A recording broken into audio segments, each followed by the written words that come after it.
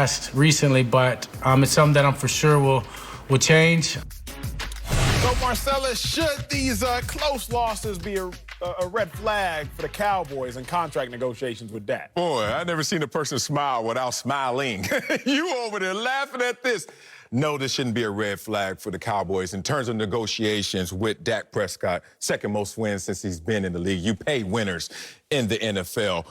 This is a problem, though. I want to make sure I start off my argument by saying no team is perfect. And no player is perfect. I talked to you about the positive attributes and the negative attributes that we used to get in our weekly game plan, no matter who the opponent was, whether it was a Tom Brady or a Peyton Manning, all the way down to a guy you never heard of. Everyone had a two-sided sheet, positives and negatives. And if you look at a team in its entirety, you will see the same thing, positives and negatives. We saw the Super Bowl champion, Kansas City Chiefs, have a negative attribute list, and it was a lot focused on the defensive side. They shored that up, especially latter part of the season, and all of a sudden, you see the Kansas City Chiefs win. I can see it in your face. He knows he's about to take an L this block. Really? You trying to redeem yourself from yesterday? Go ahead. I'm done. I ain't even gonna hit you with my full screen yet. That ain't coming. The point of it is, let's focus in on Dak. Let's focus. And you try to say, oh, Dak got a problem. Dak got a real problem he can't fix. He can't win one-score games, even though Dak Prescott is a winner in one-score games, 19 and 14 in one-score games. So my first layer for you is every team has an issue they need to fix. Dak of late, and there's only one common denominator what's going on in these one-score drives. Kellen Moore, you need to win first down. It's Kellen Moore's and fault. two, sorry, America. Sorry, America. And two, the players have to understand. Kellen Moore's fault. That's Kellen Moore's fault. Kellen Moore's fault. And two, the players have to understand there's a long history of success, even though of late they've been trending downward. Marcellus, when I walk through the aisles at Walmart or Target, I see a ton of games. I see... That's how you watch Tetris. the games. No. It makes sense. You might see Tetris. It shows. You might see Connect Four. You might see Monopoly. Okay. But what I haven't seen as of late is the blame game. And I haven't seen that because I guess you haven't copywritten it yet. But what you just tried to play is the blame game. I gave you reasons. It's Kellen Moore's fault now, even though they just got rid of Jason Garrett. Let me give you some reasons. Let me give you some facts. Let me give you some nuggets. I don't mind quarterbacks having negative attributes. I don't mind. People said that Drew Brees was too short. People said that Drew Brees' arm wasn't strong enough.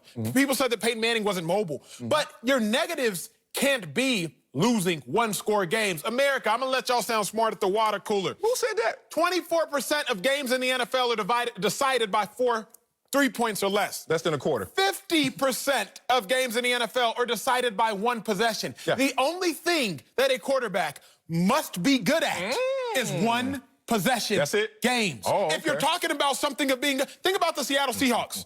11 of their 12 games were won by one possession. The NFL, everybody talks about defend a blade of grass, is what you say in the locker rooms, because it comes down to something as small as a blade of grass. The great teams, they win close games. The not great teams, they lose close games. It's not a coincidence. Think about the greatest team, the greatest dynasty of our generation, the New England Patriots, been to 9 Super Bowls under Belichick and Tom Brady.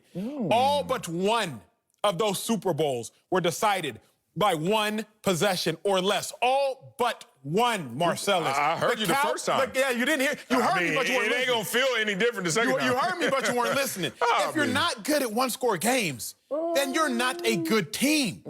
Great teams are good in the last minutes. But furthermore, remember there was a coach who said he saw a receiver making a great diving catch in practice. Don't you be stealing my stories. Making a great diving catch in practice. And he said, if you would have run faster, you wouldn't have had to dive. Wouldn't have had to dive. Yes. The problem is, Cowboys, if y'all would have played better, if y'all would have run faster, you wouldn't even have to dive. But before I end this first lap, let me put you on the canvas with one little note.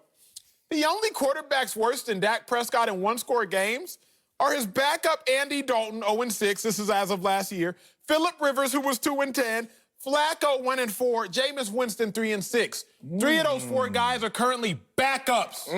Marcellus Wiley. And the other one is Phillip Rivers, who throws more picks than he has kids. Go ahead. Oh, wow. I can't believe you walked into every trap I have. You always know this. Let me help you out. Please. If I don't start off with facts, I'm setting traps. And your butt walked into every trap I got set. So now I'm sitting here, oh my God, which one to pick? I'm gonna pick this one right here. Mike McCarthy comes out and says, you guys love to spin it. Like, oh, you're losing a lot of close games, and spin it as a negative. But you can also spin that as a positive. They're in a lot of close games, right? And then you took that and conflated it and made it an argument for Russell Wilson. And you said Russell Wilson won 11 games by one possession last year. Amazing Russell Wilson. Okay, it's time for a full screen since you want to go there. Full screen king time.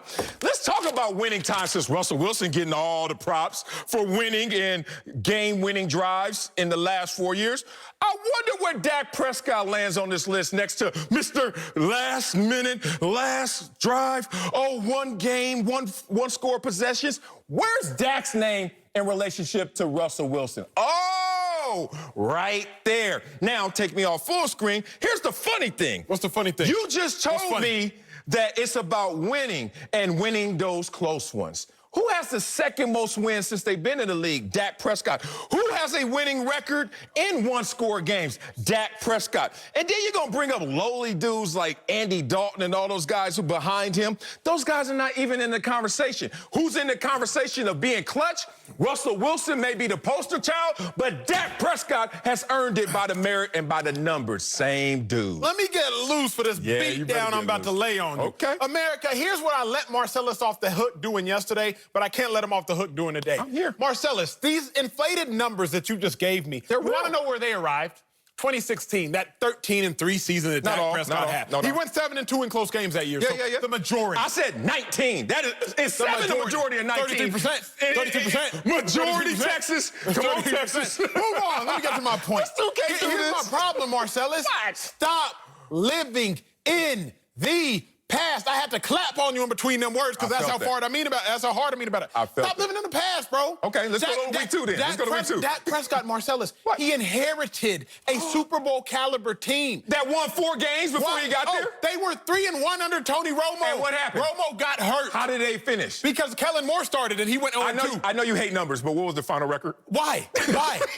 Because are you allergic to numbers? Their starting quarterback got hurt. Marcellus, you live your life based on an inflation of statistics. You live your life married to this man, Dak Prescott. He rich married too. to this man because of the inflation of some numbers. Live in reality, Marcellus. Dak Prescott was 1-6 last year. 1-6 last year in games decided by 1 point or less. The NFL is a league decided by 1 possession or less. Your quarterback, Dak Prescott, is 1-6 in those games. He is in the same sentence as Jameis. But let's talk about the flip. The flip side is, let's talk about the quarterbacks who play close games as well. Aaron Rodgers last year, he was 8-1.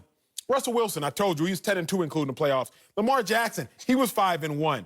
Deshaun Watson, he was 8-3 in those close games. None of them dudes did anything all those dudes were in the playoffs. Yeah. So what? All those dudes were in the playoffs. He's won a division twice. Hold on. You just told me that if you lose your starting quarterback, what's going to happen? You're not going to win games. Matt Castle. Anybody? Matt Castle. Line 1, New England. Don't make this an argument about facts because you'll lose it. Don't make this an argument about numbers. You'll lose that. If you want to go story time campfire, I am here for you. But these numbers suggest that Dak Prescott is once again not getting the consideration for being as clutch as he's been in his entire career. The numbers are dated. You cannot marry him. The numbers are dated. Marcellus, in 2016, you were on another show at another network. I don't care how that show rated. I'm sorry. I don't care. I care about what did you do here in the present day. Stop telling me about Dak Prescott when he played with Des Bryant. Please. My favorite part about just working with you is the fact that you can push back and then I can go to a different lane. So now I'm going to go into your logic. Let's not live in the past. So let's throw out the numbers from last year. That wasn't the same, coach. That's the past, right? Let's talk about this year. And only you have is 1 game as a sample size. Correct. 1. And this was a team that was 3 of 12 on 3rd down. What is 3rd down called in? Money down. All they did was put themselves at a disadvantage in the money down. We cannot now create this long argument that's negative for Dak if we're going to look in the past. Because if you look in the past, you can't just grab last year. That's fair. You got to grab his whole career. Or let's cut it off, say that was 1 game and an anomaly because This is a guy who is right there with Russell Wilson, but you don't want to give him that credit. Let me ask you this, because let's stop arguing for a second for the sake of TV, and let's just be real. Cameras aren't even there. They're not even here. Just me and you. Oh, just me and you having a real pick conversation. my nose then. Go ahead. Me and you having a real conversation. What's up? The 0-1 the one game that Dak Prescott lost, is that not more indicative of his last year's struggles as opposed to his 2016 success?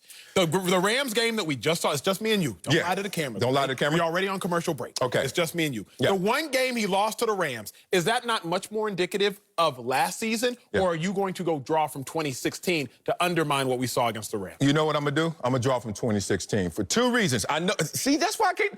First of all, you remind me of my wife. As soon as I say something, she goes, oh, boy, I hate this dude. I'm like, baby, we're going to be together forever, so you might as well start liking me, damn it. If you look at Dak Prescott, what changed? There's two things that I have to hang my hat on. One, you have a new head coach. And the integration of head coach to offensive coordinator is a thing. Absolutely. Like, what plays you calling? You sure? And then that translates on the field for Dak. So Dak is still learning a new language, even though it's the same OC. Remember, if you talk about Dak learning his new head coach and new system fully, was a month ago. So this is not continuity as it's being termed. The second thing is Dak Prescott, when he was thrown into the fire before in 2016, wasn't fully prepared for that moment, went out there and balled out. All I'm saying is if you get a draw on the road against the Rams in the new stadium, no fans, and you get that defense, it's going to be tough sledding when you have no continuity. So let me ask you this. How long will you stay on this ludicrous argument? Like, if the long as the number suggests if the Cowboys as are long as the 0-3, number if they lose another close one to the Falcons and lose another close one to the Seahawks, are you still going to sit here babbling about, well, back in 2016, Dak Prescott was, how long? I just want to know. I'm going to do it until he has a losing record in those moments. So far, he's far from having that same losing record. Did I win? Did I win? No, all right, whatever. Coming up, Emmanuel Sanders says Tom Brady doesn't look like a GOAT in a Bucs uniform. Damn, that was fast.